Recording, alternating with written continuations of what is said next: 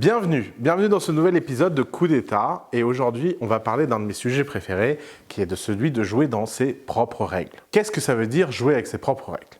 Il y a longtemps, je faisais du judo et j'avais un maître qui faisait cette taille-là, qui était japonais et qui parlait toujours un peu comme maître Yoda. Et il m'a dit, les bons joueurs maîtrisent les règles, les grands joueurs créent leurs propres règles. Bon, j'ai fait 7 ans, ça m'a marqué, j'ai été illuminé et je me suis dit que toute ma vie, j'inventerais mes propres règles. Qu'est-ce que ça veut dire? Ça veut dire que dans la vie, vous pouvez écouter les conseils, vous pouvez écouter Coup d'État, vous pouvez prendre de l'inspiration, vous pouvez apprendre des choses, mais ce qui est important, c'est d'en faire votre propre soupe. Ce qui est important, c'est d'en faire vos propres règles. Qu'est-ce que c'est des règles? Des règles, c'est un ensemble de critères plus ou moins interdépendants, mais qui ont une importance essentielle, c'est d'être cohérentes. Ce qui compte dans la vie, c'est pas d'avoir tort ou raison. Finalement, on pourrait avoir un débat philosophique sur le critère de vrai. Je pourrais vous expliquer qu'il est inaccessible aux hommes et qu'il n'est pas possible de savoir ce qui est vrai ou faux. Ce qui est vrai dans une entreprise va être faux dans une autre parce que le contexte va changer. Et le contexte est toujours beaucoup plus important que n'importe quel principe. Non, ce qui compte, c'est la cohérence. Quand on dit inventer vos propres règles, on veut dire inventer une série de règles qui a sa propre cohérence. Et la cohérence, c'est essentiel. La cohérence, c'est ce qui vous permet d'avoir un filtre, un guide, qui vous permet d'aller dans un sens plus rapidement que les autres sens. Face à l'infinité des possibilités que vous avez lorsque vous bâtissez une entreprise, le fait de définir un certain nombre de principes, le fait de définir un certain nombre de règles vous aide à avancer plus rapidement. Mais ce qui est important, c'est que ces règles, vous les compreniez avec votre cœur, pas simplement avec votre tête. Il y a énormément de règles qui ne font pas sens si vous n'êtes pas capable de les adopter. Prenons un exemple tout bête, les morning routines.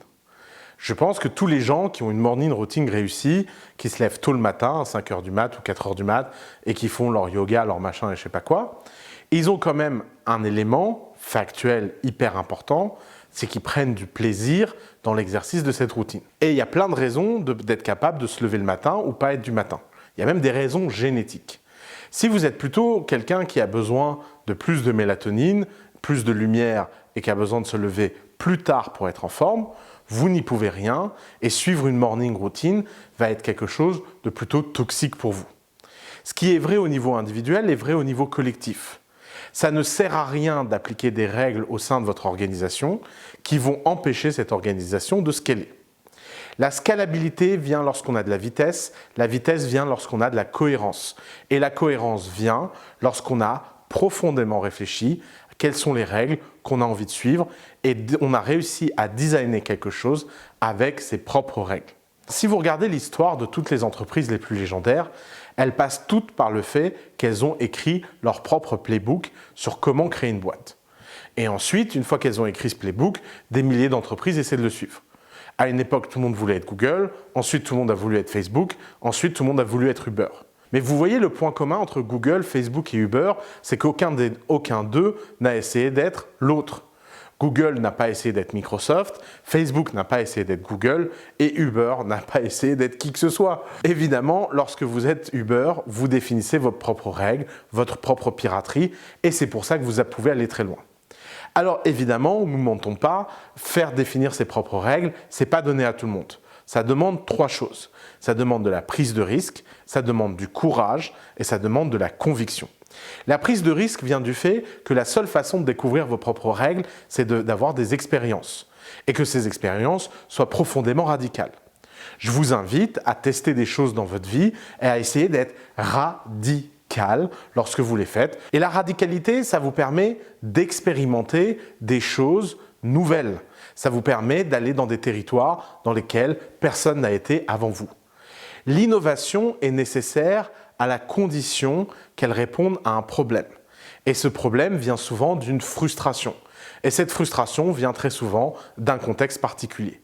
Évidemment que ce n'est pas ouvert à tout le monde d'écrire ses propres règles, mais c'est ouvert à tout le monde d'expérimenter. Même si c'est pour finir par appliquer les règles de quelqu'un d'autre, essayez d'avoir une démarche innovatrice lorsque vous les adoptez. Même quand vous regardez et que vous copiez quelqu'un d'autre, n'essayez pas de le copier, mais essayez de le voler. Essayez de vous approprier son travail et essayez d'en faire votre propre propriété. C'est hyper important d'être propriétaire de tout ce que vous faites. Pourquoi? Parce qu'il n'y a rien de pire que de suivre un maître extérieur sur lequel vous n'avez pas entièrement le contrôle. Et lorsque vous faites des erreurs, vous ne savez pas si ces erreurs viennent de vous ou des autres. C'est d'ailleurs un des grands problèmes du mentoring. Le mentoring, c'est efficace lorsque l'élève et le mentor ont une relation d'égal. Et lorsque le mentor pose des questions. Si le mentor commence à donner des réponses, vous allez être dans le cas où vous êtes forcément perdant. Je m'explique. Imaginons que vous vouliez faire A. Et moi, votre mentor, je pense que vous devriez faire B. S'ensuit la première perte de temps. Discutons A contre B. C'est une perte de temps monumentale. Maintenant qu'on a perdu ce temps, il y a deux résultats possibles. Soit vous m'avez écouté et vous faites B, soit vous ne m'avez pas écouté et vous faites A. Dans le cas où vous faites A, il y a deux possibilités. Soit vous avez raison et je perds en crédibilité, soit vous avez tort et vous perdez en confiance. Perdant, perdant. C'est pas terrible pour moi de perdre en crédibilité, après tout je suis votre mentor. C'est pas terrible pour vous de perdre confiance en vous avec un mentor qui vous dit « Ah je vous l'avais bien dit, je savais bien que ça ne marcherait pas ». Maintenant, encore pire, imaginons que je vous ai convaincu et que vous fassiez B. Si vous faites B et que ça marche, vous vous direz que vous êtes nul et vous n'allez jamais pouvoir en tirer une véritable victoire puisque vous penserez que cette victoire vient de quelqu'un d'autre. Soit vous faites B et ça ne marche pas et vous allez me rendre responsable de votre échec. Vous voyez, perdant, perdant. Et pourquoi cette relation, elle est perdante? Elle est perdante parce qu'on ne peut pas dire à un entrepreneur ce qu'il peut faire, on peut lui dire comment le faire. Moi, quand je mentor des gens, je me pose la question, lorsqu'ils veulent faire A, de quelle est la meilleure façon de faire A. Et si je pense qu'ils devraient faire B, je ferme ma gueule. Parce qu'au fond, ce qui est important, c'est d'être propriétaire de ses décisions. Les Américains parlent d'empowerment et de ownership. Ces deux notions qui reposent sur l'idée que vous ne pouvez pas être jugé sur vos actions si vous n'êtes pas responsable et en pouvoir de vos actions. L'avantage quand on est propriétaire, c'est qu'on assume seul la responsabilité. Alors évidemment, c'est dur parce qu'on est tout nu et c'est dur parce que lorsqu'on a tort, on n'a personne à qui se plaindre. Mais c'est aussi beaucoup plus simple parce que la courbe d'apprentissage est beaucoup plus rapide. Étant donné que vous n'avez aucune excuse indirecte à faire valoir, vous êtes obligé de faire face à la réalité de votre situation. Vous êtes obligé de vous dire que tout ce que vous n'avez pas fait correctement, vous ne l'avez pas fait correctement. Et si vous ne l'avez pas fait correctement, c'est qu'il y a quelque chose à changer. Et l'absence de cette distance entre le jugement de vos actions et les nouvelles actions que vous faites s'appelle l'apprentissage.